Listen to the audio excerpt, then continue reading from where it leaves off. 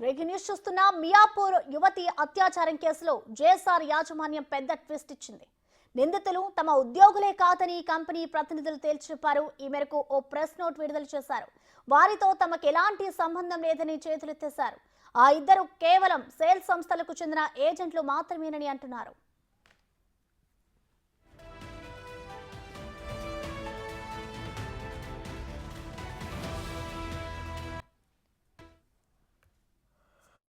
ఆమె మా దగ్గర జాయిన్ కానప్పుడు ఎంప్లాయీగా ఎలా గుర్తిస్తాం ఎవరు అంటే జనార్దన్ రిక్రూట్ చేశారంట. నాకు అది తెలియదు. జనార్దన్ గుర్తు ఓకే. ఆ రోజు వచ్చింది ఫస్ట్ సారి సార్. అంత మాట కూడా మాట్లాడలేదు. ఎందుకంటే సండే రోజు సైడ్ విజిట్లు ఉంటాయి కాబట్టి మనం సైడ్ విజిట్లో బిజీ ఉంటాము సార్. ఎవరిని అంత పట్టించుకోము. వేరే రోజు వస్తే మనం క్యాబిన్లో కూర్చుండి వాళ్ళను బయోడేటా మొత్తం అడుగుతాం. వాళ్ళు ఎక్కడి నుండి వచ్చారు, ఏంటి, వాళ్ళ పేరెంట్స్ సిస్టమ్ తోటి వస్తున్నారా, లేక వాళ్ళు సింగిల్గా వస్తున్నారా, మీకు మార్కెటింగ్ ఏమన్నా స్కిల్స్ ఉన్నాయా, ఇంతకుముందు ఎక్కడైనా చేశారా, ఐడి ప్రూఫ్స్ కానీ అన్నీ అవసరం కదా సార్. ఎవరిని పడితే వాళ్ళని అయితే మేము జాయిన్ చేసుకోం కదా సార్. మా ఇంత పెద్ద సంస్థ ఉన్నప్పుడు దీనికి నాకు ఐడియా లేదు సార్. అంటే సంగారెడ్డి గారు 2 years నుండి చేస్తున్నారు. వస్తారు, ఎప్పుడన్నా బుకింగ్లు ఉంటే వస్తారు, చేసుకుంటారు, వెళ్ళిపోతారు. అసోసియేట్ సార్, అసోసియేట్ వస్తాడు బుకింగ్ చేసుకుంటాడు.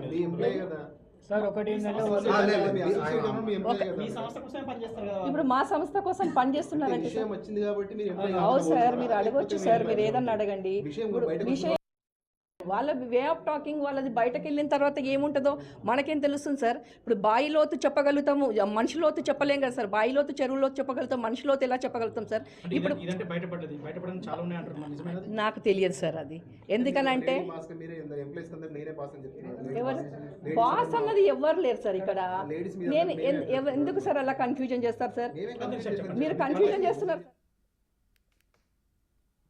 దీనికి సంబంధించిన కంప్లీట్ డీటెయిల్స్ మా ప్రతినిధి సుజాత లైవ్ ద్వారా అందిస్తారు. సుజాత చెప్పండి, మియాపూర్ యువతి అత్యాచారం ఘటనకు సంబంధించి జేఎస్ఆర్ గ్రూప్ అయితే స్పందించింది. మాకు ఎలాంటి సంబంధం లేదు, వాళ్ళు మా ఎంప్లాయీసే కాదు అంటూ కూడా వాళ్ళు సమాధానం ఇచ్చారు. ఏంటి అసలు ఏం జరుగుతుంది, ఓవరాల్గా డీటెయిల్స్ ఎలా ఉన్నాయి దీనికి సంబంధించి? ఏదైతే మియాపూర్లో జేఎస్ఆర్ కంపెనీకి ఏజెంట్గా పనిచేస్తున్నటువంటి మహిళపై అత్యాచారం చేశారో, అయితే ఇప్పటివరకు వచ్చినటువంటి కథనాల ప్రకారం జేఎస్ఆర్ కంపెనీలో అమ్మాయి జాబ్ చేస్తున్నారని చెప్తున్నారు. కానీ దీనికి ఇక్కడ జేఎస్ఆర్ కంపెనీ ఎండీ అయినటువంటి నారాయణ స్పందించి తనకి కంపెనీకి ఎలాంటి సంబంధం లేదు, ఏజెన్సీ రూపంలో, ఎందుకంటే ఏదైనా ఒక వెంచర్ వేసినప్పుడు ఒక టీం ఉంటుంది, వాళ్ళు వచ్చి మీ వెంచర్లో ఉన్నటువంటి ఫ్లాట్స్ అన్నిటినీ అమ్ముతాము అని చెప్పేసి ఇక్కడికి వస్తారు. వాళ్ళకి ఎలాంటి శాలరీస్ కూడా మేము పే చేయము. మా కంపెనీతో పాటు ఇతర వెంచర్స్ ఏవైతే ఉంటాయో అన్ని వెంచర్స్లోనూ వాళ్ళు ఫ్రీలాన్సర్గా, అంటే ఏదైతే ఫ్లాట్ అమ్ముతారో అమ్మినప్పుడు కమిషన్ బేస్ మాత్రమే తీసుకుంటారు, వాళ్ళకి మాకు ఎలాంటి సంబంధం లేదు అని చెప్పేసి చాలా క్లారిటీ ఇచ్చారు. ఈ విషయానికి సంబంధించి అటు మియాపూర్ పోలీసులు కూడా నిన్న వాళ్ళిద్దరిని ఎవరినైతే అదుపులోకి తీసుకున్నారో స్వయాన వాళ్ళు కూడా మేము అమ్మాయిని అత్యాచారం చేశాము అని చెప్పేసి స్వయానే వాళ్ళు లొంగిపోవడంతో పోలీసులు అయితే వాళ్ళిద్దరిని ప్రస్తుతం రిమాండ్కి తరలించారు. అసలుకి వీళ్ళు ఇంతకు ముందు గతంలో ఎక్కడెక్కడ పనిచేశారు, ఇప్పుడు ఎవరి దగ్గర పనిచేస్తున్నారు అనే దాని మీద కూడా పూర్తి స్థాయిలో ఆరా తీస్తున్నటువంటి పరిస్థితి ఉంది. ఎందుకంటే ఇప్పుడు అత్యాచారానికి గురి అయినటువంటి అమ్మాయి, జనార్దన్ రెడ్డి, అదేవిధంగా సంగారెడ్డి, ఎవరైతే సరిత అని ఉన్నారో సరిత, వీళ్ళందరూ కూడా ఒక టీం. మొన్నటి వరకు సరిత, జనార్దన్ రెడ్డి, సంగారెడ్డి మాత్రమే ఒక టీమ్గా పనిచేస్తున్నారు. అయితే కొత్తగా అమ్మాయి జాబ్స్ కోసం వెతుకుతున్నటువంటి సమయంలో సంగారెడ్డిని అదేవిధంగా జనార్దన్ రెడ్డిని అప్రోచ్ అయినప్పుడు ఇలా రియల్ ఎస్టేట్ కంపెనీకి సంబంధించి వెంచర్స్ వేసినప్పుడు ఫ్లాట్స్ని కానీ అమ్మితే సేల్స్లో మనం పనిచేస్తే మనకి కమిషన్ వస్తుంది, ఉద్యోగం చేస్తే వచ్చే జీతానికంటే కూడా ఎక్కువగా వస్తుంది అని చెప్పేసి ఆ అమ్మాయిని మెల్లగా ఈ ట్రాప్లో దింపిన తరువాత ఆ అమ్మాయిని అక్కడ భువనగిరికి తీసుకెళ్లడం, తర్వాత యాదాద్రి దగ్గరికి సంబంధించినటువంటి వెంచర్స్ని చూపించడం. ఎందుకంటే ఆ అమ్మాయి కంపెనీకి పనిచేయబట్టి 15 నుంచి 18 రోజులు మాత్రమే అవుతుంది అని చెప్పేసి ఇక్కడ వాళ్ళు చెప్తున్నారు. తను డైరెక్ట్గా కూడా అటు ఎండీకి కావచ్చు, లేకపోతే ఇక్కడ పనిచేసే మేనేజర్స్కి కావచ్చు, శాలరీ తీసుకుంటున్నటువంటి ఎవరికి కూడా తనతో పరిచయాలు ఉండవంట.